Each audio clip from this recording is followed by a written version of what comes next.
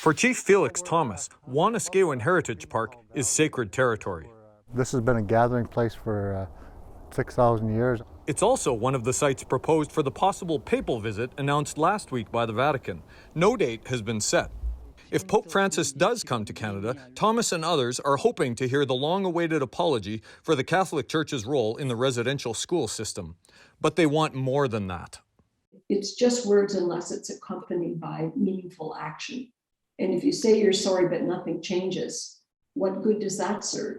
Advocates say the Catholic Church still owes survivors about $60 million from a 2005 settlement deal, about the same amount as recent papal visits.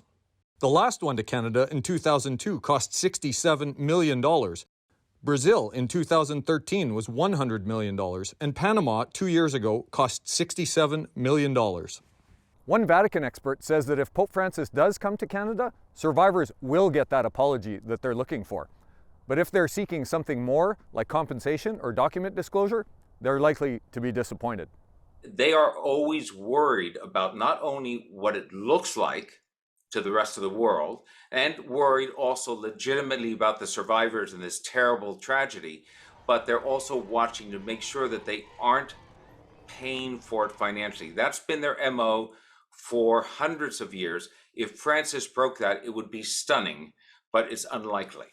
The Canadian Conference of Catholic Bishops says it's restarted the fundraising campaign for survivors, aiming to raise $30 million in the next 5 years. Bishops say they hope to work out details of Pope Francis's visit when they travel to the Vatican next month with Indigenous leaders, and no money raised for survivors will go toward the papal tour. Thomas says there's still time for the Catholic Church to do the right thing. He says survivors deserve nothing less. Jason Warwick, CBC News, Saskatoon.